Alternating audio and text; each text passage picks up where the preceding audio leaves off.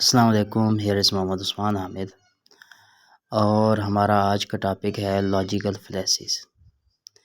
आज के इस टॉपिक के अंदर हम लॉजिकल फैलेसीज़ को डिफ़ाइन भी करेंगे, इसके अलावा इसकी टाइप्स को भी डिस्कस करेंगे और टाइप से मुतल्लिक़ एग्ज़ाम्पल्स भी प्रॉपर्ली सॉल्व करेंगे।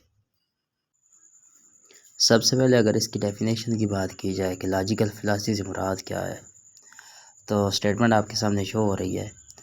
Logical fallacies are error in reasoning that undermine the validity of an argument, leading to misleading or false conclusion. These fallacies occur when arguments are based on flawed assumptions, invalid inferences, or misleading evidence. ये इसकी proper definition है। आगे इससे मुराद क्या है? हमने previous lecture के अंदर रीजनिंग को सॉल्व किया था। जब आप किसी क्वेश्चन को सॉल्व करते हुए रीजनिंग करते हैं, अगर आपकी रीजनिंग गलत हो और आपको सही तरह से आंसर ना मिले, तो इस किस्म की रीजनिंग जो आपने स्टेटमेंट एक ली थी और उसने आपको गलत जवाब दिया, तो स्टेटमेंट में गलती फैलेसी कहलाती है। सिंपली अगर बात की जाए तो हम किसी भी सेंटेंस के दो हिस्से बनाते होते हैं रीजनिंग को सॉल्व करते हुए। एक हिस्सा हमारा प्रीमाइज या हाइपोथेसिस कहलाता है और दूसरा हिस्सा जो है वो कंक्लूजन कहलाता है। तो अगर हमारा हाइपोथेसिस गलत हो, कंक्लूजन हमें गलत मिलता है, तो ये फिनोमेना फैलेसी कहलाता है। अब अगर हम फैलेसी की टाइप की बात करें तो मेनली ये दो तरह की फैलेसीज़ होती हैं, एक फार्मल फैलेसी और दूसरी इनफॉर्मल फैलेसी। फार्मल फैलेसी की अगर बात की जाए तो this will be error in the content of an argument. आपने जो जुमला लिया है या आपका जो प्रॉब्लम अंडर कंसीडरेशन है, अगर उसमें कोई गलती है उसकी स्टेटमेंट वगैरह में, तो ये फार्मल फैलेसी कहलाएगी। जबकि informal fallacy is the error in logical structure of an argument. जब आप उस स्टेटमेंट की लॉजिक को डिस्कस करेंगे और आपसे कोई गलती हो जाएगी, तो ये इनफॉर्मल फैलेसी कहलाएगी। बाकी बहुत सारी टाइप्स और भी हैं, सब टाइप्स, वो भी हम देख लेते हैं, लेकिन मेनली ये दो तरह की टाइप्स ही है। अब अगर बाकी टाइप्स की बात की जाए तो इनमें फैलेसी ऑफ प्री अजम्पशन भी है, फैलेसीज ऑफ एम्बिग्विटी है, फैलेसीज ऑफ रेलेवेंस है। ओवरऑल ये यही है ना कि आपने क्वेश्चन को सॉल्व करना है तो कहीं ना कहीं गलती हो रही है, कहीं ना कहीं एरर आ रहा है, उस एरर को हम फैलेसी कहते हैं। तो फैलेसी या प्री अजम्पशन में ये है कि आप का जो कंक्लूजन है उसे आप हाइपोथेसिस के तौर पे ले लें, आपसे ये गलती हो जाए, यानी कंक्लूजन आखिरी जो जवाब था उसे आप सवाल के तौर पे ले रहे हैं और वहाँ आपका मसला आ रहा हो, यानी कि कंक्लूजन एज प्रीमाइस आप कंसीडर कर रहे हैं। फैलेसी ऑफ एम्बिग्विटी के अंदर आप एम्बिगुअस स्टेटमेंट ले लें, मुबहम बात कर बैठें, आपकी स्टेटमेंट बड़ी कम्प्लेक्स हो कि आपको सवाल की समझ ही ना आ रही हो और आप फिर जवाब गलत दे दें। फैलेसी ऑफ रेलेवेंस के अंदर आप इररेलेवेंट इन्फॉर्मेशन इन्वॉल्व करवा दें कि जिस चीज़ की आपको ज़रूरत ही नहीं है आप वो सपोज़ कर बैठें, तो ये फैलेसी ऑफ रेलेवेंस कहलाएगी। और सो आपको फैलेसी का कंसेप्ट जो है वो क्लियर हो चुका होगा। सिंपली अगर बात की जाए तो फैलेसी का मतलब ये है कि आपके पास आर्ग्यूमेंट में गलती आ जाए, आप जो आर्ग्यूमेंट यानी जो आपकी स्टेटमेंट हो उसमें कहीं ना कहीं कोई मसला आ जाए जिसकी वजह से जवाब गलत हो जाए, इसे फैलेसी कहा जाएगा। वो समझने में भी हो सकता है, ह्यूमन एरर भी हो सकता है, स्टेटमेंट की मिस्टेक भी हो सकती है, वो लॉजिकल मिस्टेक भी हो सकती है, किसी भी तरह से वो हो। अब हम लॉजिकल फैलेसी को समराइज़ करते हैं। अगर लॉजिकल फैलेसी की पहचान दरकार हो, इसकी करैक्टरिस्टिक, तो क्या होगा? पहली पहचान ये है कि मिसलीडिंग और फॉल्स प्रीमाइजेज होंगे। प्रीमाइज मीन स्टेटमेंट का पहले हिस्सा, जो ये आप कोई मैथमेटिकल क्वेश्चन करते हैं तो जो चीज़ आप सपोज़ करते हैं या जो पहला हिस्सा दिया जाता है जिसकी बुनियाद पर आप कंक्लूजन ड्रा करते हैं, पहली बात तो यह है कि आपके फॉल्स प्रीमाइसेस होंगे। दूसरा, फ्लॉड अजम्पशन हो, आपने जो चीज़ अज्यूम की है वही गलत हो।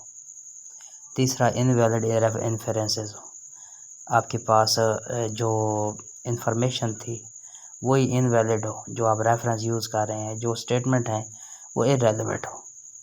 मिसलीडिंग एविडेंस, बात वही आ गई कि आपके पास जो प्रूफ्स हैं वो आपको सही से मदीना दिखा रहे हो, जो आपकी सपोजिशंस हैं वो ठीक ही ना हो कि आप उन्हें लेके आगे चल सकें।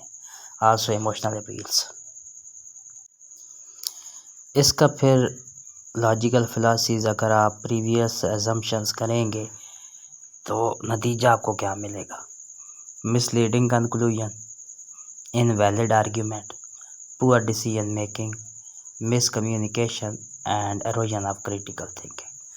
इससे आपका नतीजा ये होगा कि आपको जवाब ही गलत मिलेगा, आपके आर्ग्यूमेंट्स जो है वो इनवैलिड होंगे, यानी स्टेटमेंट जो आप यूज़ करेंगे वो कंप्लीट ही नहीं होंगे।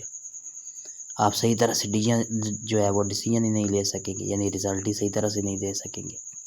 कम्युनिकेशन जो है वो आपकी सही तरह से नहीं हो पाएगी, और आपने जो रीजनिंग वगैरह की होगी वो कंप्लीट नहीं हो सकेगी। होप सो आपको फिलॉसफी का कॉन्सेप्ट क्लियर हो चुका होगा। अब हम चंद क्वेश्चन करते हैं। अब हम पहली एग्जांपल देखते हैं। ये example actually ad hominem philosophy कहलाएगी, और अगर आप बुक में देखें तो मैंने फार्मल फिलॉसफी की मज़ीद टाइप्स आगे लिख दी है। तो हम पहली एग्जांपल करते हैं। John claim that 2 + 2 = 4, but his math teacher says John argument is wrong because he is a poor student। ऊपर मैंने ये एक फार्मल फिलॉसफी है, और इसको अगर स्पेसिफाई करें तो एड होमिनम फिलॉसफी है। एड होमिनम फिलॉसफी के अंदर ये होता है, एडी होमिनम फिलॉसफी आप कह सकते हैं।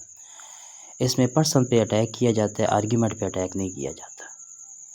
तो ऑब्वियसली हमारे पास अब आर्ग्यूमेंट देखें तो 2 + 2 = 4 है, ट्रू आर्ग्यूमेंट है। लेकिन यहाँ बंदे पे अटैक किया जा रहा है, यानी स्टूडेंट पे। टीचर कह रहा है कि वो चूँकि स्टूडेंट वीक है इसलिए उसका जवाब गलत है। पॉसिबल ही नहीं है, अगर हम ऑब्ज़र्व करें तो जवाब ठीक है। वो सिर्फ स्टूडेंट की वीकनेस की बेस पे टीचर जो है वो उसके आंसर को रॉन्ग कह रहा है, और ये एक इस दरमियान एक स्टेटमेंट के अंदर गलती है। ऑब्वियसली 2 + 2 = 4 होता है, लेकिन उस्ताद ने कह दिया बच्चा कमज़ोर है पढ़ाई में, तो उसका जवाब गलत है। तो यहाँ हम कहेंगे कि ये स्टेटमेंट फिलॉसफी को प्रेजेंट कर रही है, और ये किस टाइप की फिलॉसफी होगी? ये फार्मल फिलॉसफी है, और आगे मज़ीद इसे एडी होमिनम फिलॉसफी कहेंगे, क्योंकि इसमें पर्सन पे अटैक हो रहा है और स्टेटमेंट वैसे ठीक है, लेकिन अगर दोनों को कंबाइन करें तो जो स्टेटमेंट बंदे की तरफ से दी गई है वो रॉन्ग स्टेटमेंट है। तो एज अ होल हमारा कंक्लूजन डिस्टर्ब हो रहा है, तो हम कहेंगे कि ये स्टेटमेंट फिलॉसफी को प्रेजेंट कर रही है। नेक्स्ट हमारे पास है स्ट्रॉ मैन फिलॉसफी। ये भी फार्मल फिलॉसफी है, और इस किस्म की फिलॉसफी के अंदर हम किसी जो नेक्स्ट पर्सन है उसकी स्टेटमेंट को आर्ग्यू करते होते हैं, चैलेंज करते होते हैं। अब इसमें देखें, क्वेश्चन है सारा argue that average height of adult is 5 feet 9 inches।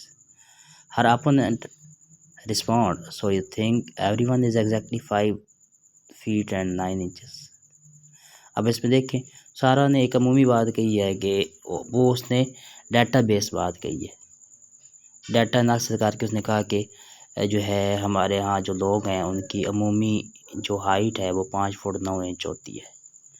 लेकिन उससे अगले बंदे ने उसे आर्ग्यू कहा, उसकी उस स्टेटमेंट को चैलेंज किया और कहा कि इसका मतलब है कि हर बंदा जो है वो 5 फुट 9 इंच का होगा।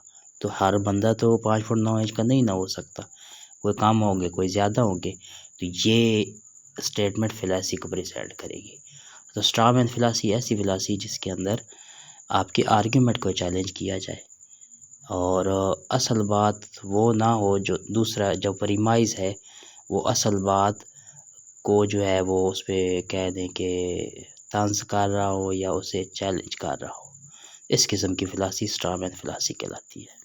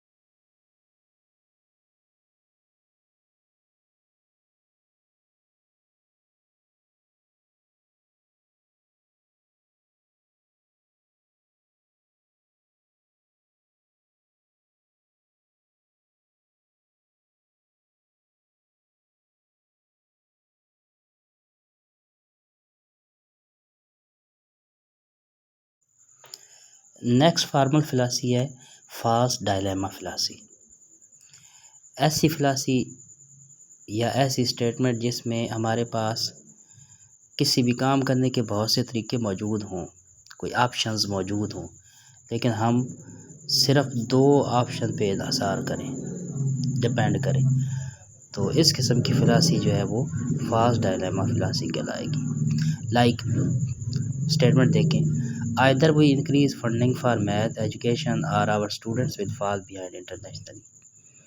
या तो हमें चाहिए होगा कि हम बच्चों की मैथमेटिक्स की फंडिंग में इजाफा करें, या फिर हमारे बच्चे जो है वो इंटरनेशनल लेवल पे पीछे रह जाएंगे। अब सिर्फ जोर दिया गया है फंडिंग पे, हालांकि इसके और भी बहुत से तरीके हैं कि आप बच्चों को जो है वो इस हद तक काबिल बना दें कि वो इंटरनेशनली आगे बढ़ सके। वो मैथमेटिकल फंडिंग से हट के भी कुछ हो सकता है। तो ऐसी कंडीशन जिसमें आप जो है 1 या 2 सॉल्यूशन बता दें जबकि बहुत सारे सॉल्यूशन मौजूद हों किसी भी चीज़ के, इस किस्म की स्टेटमेंट वो आपकी फिलासी कहलाएगी और वो भी फाल्स डायलेमा फिलासी कहलाएगी। एक टाइप मज़ीद देख लेते हैं, ये भी फार्मल फिलासी के अंदर ही आएगा, बैगिंग द क्वेश्चन फिलासफी। जब आप किसी भी स्टेटमेंट आर्ग्यूमेंट का कंक्लूजन पहले ही ट्रू कंसीडर कर लें, चाहे वो हो या ना हो, इस किस्म का जो आर्ग्यूमेंट है वो बैगिंग द क्वेश्चन फिलासी के अंदर आएगा। लाइक स्टेटमेंट पढ़ते हैं, God exist because the holy book says so and the holy book is true because God inspired it. खुदा मौजूद है क्योंकि मुक़द्दस किताबों ने ये कहा है, मुक़द्दस किताब ने ये कहा है, और मुक़द्दस किताबें दुरुस्त होती हैं क्योंकि ये खुदा की तरफ से भेजी गई हैं। तो हमने शुरू में ही कह दिया कि खुदा मौजूद है, फिर उसके जो इस स्टेटमेंट को प्रूव करने के लिए हमने साथ में एक मुक़द्दस किताब का हवाला भी दे दिया।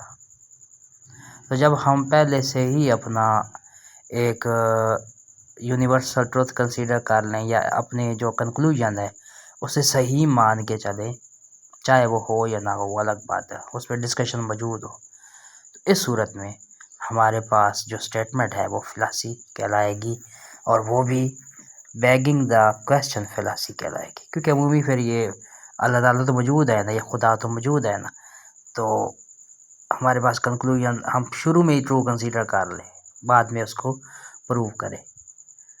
तो ये हमारे पास एक और फिलासी की टाइप आ गई। बाकी बहुत सारी फिलासीज हैं, बुक में शामिल हैं, आप उन्हें डिस्कस भी करें और पढ़ें भी सही। होप सो आपको ये क्लियर हो चुका होगा। एज अ होल अगर मैं समराइज़ करके बात करूं तो हमारे आर्गूमेंट में जहां गलती मौजूद है, परफेक्ट आर्गूमेंट ना हो, गलत कहीं ना कहीं आर्गूमेंट हो रहा हो, उस आर्गूमेंट को हम फिलासी कहेंगे। होप सो ये आपको क्लियर हो चुका होगा। इंशाल्लाह फिर नेक्स्ट लेक्चर के अंदर हम अपना मैथमेटिकल वर्किंग स्टार्ट करेंगे। इसके बाद एक टॉपिक मज़ीद रह गया है रीजनिंग का, फिर नेक्स्ट चलते चले जाएंगे।